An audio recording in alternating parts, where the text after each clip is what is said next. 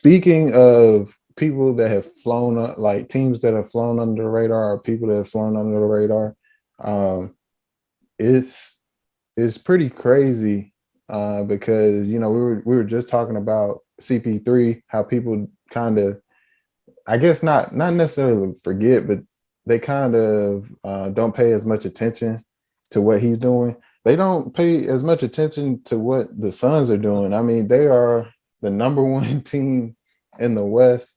Not not many people talk about them all the time, and I think a lot of people should give them more love. But why do you think they kind of fly under the radar for a lot of this season, even though they're the top team in the West? I believe they have the best record in the whole across the whole league.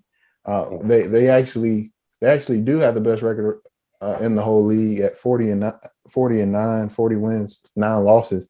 I mean, why do you think that is? Why do you think they fly under the radar, Javon? Do you think a lot of people think it's maybe um, a fluke that they made it to the finals last year? I don't think so. But what do you think?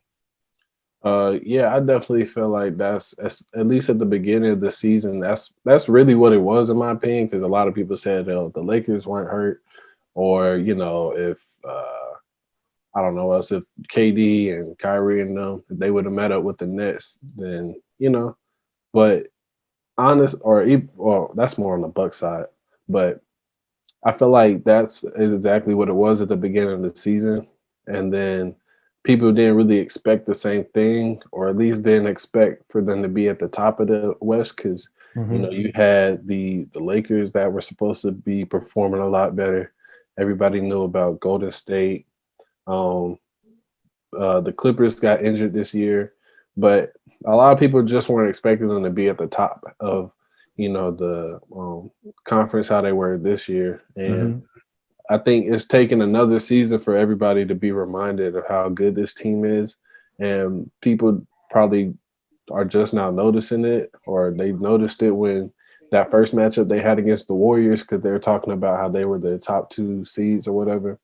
But for me, I've always kind of felt like they were going to be around, and you still had to account for them, and they weren't going to be like, they weren't just going to like fall off from where they were, because after a Super Bowl, I mean, not Super Bowl, I'm thinking of football. After you go to a finals and you lose, I'm pretty sure that sparks, your team, your locker room to come back even harder the next year.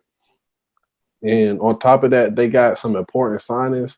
They got more size, because they already have Aiton, who's a force. Yeah. They got JaVale McGee, and then they found, I don't know if they signed him or whatever, but Bismack Biyombo, they kind of found a diamond in the rough in him because of how physical he can play. He can really own the paint. So with them adding that size and depth, which is what killed them in the finals, why they lost, because they couldn't stop Giannis, they got even better than they were last year. But I just feel like it's a lack of people, a lack of confidence in what they did, thinking that that they got lucky in the playoffs. But I feel like they outplayed everybody they did play, regardless of if they were injured or what happened. Because like every other team, you got to have a little bit of luck when it comes to making it to the finals and winning the finals and all that stuff. So yeah, that's pretty much what it was. Yeah.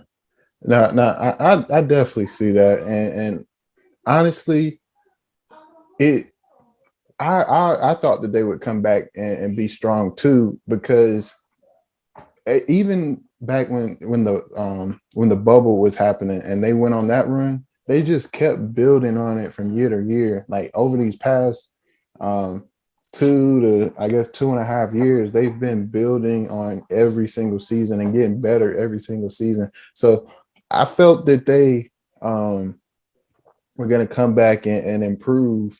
This team has been like top five in points on the offensive end, scoring points on the offensive end. They've been like top five in on defense in terms of points. No, top 10 in defense and points scored. I think they're the number one team in terms of field goal percentage.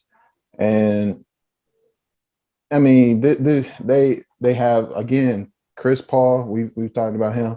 That's a player that elevates his team and makes them better.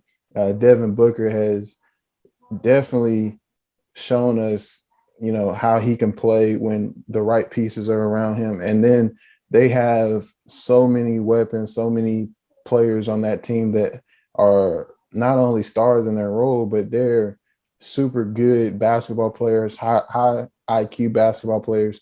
And you just mentioned the additions they've had in terms of their size in the paint, um, which they struggled against the Bucks, against Giannis. So that's an improvement there. So I mean, this team, I think that they are for real. I think a lot of people overlook them, and they really shouldn't, because this team, they can win the finals this year as well. So Hmm. I mean, they are the real deal, and I think a lot more people should talk about them more. Yeah, definitely. Them and the Bucks too. I feel like a lot of people kind of overlook Milwaukee and what they've They done. do, yeah.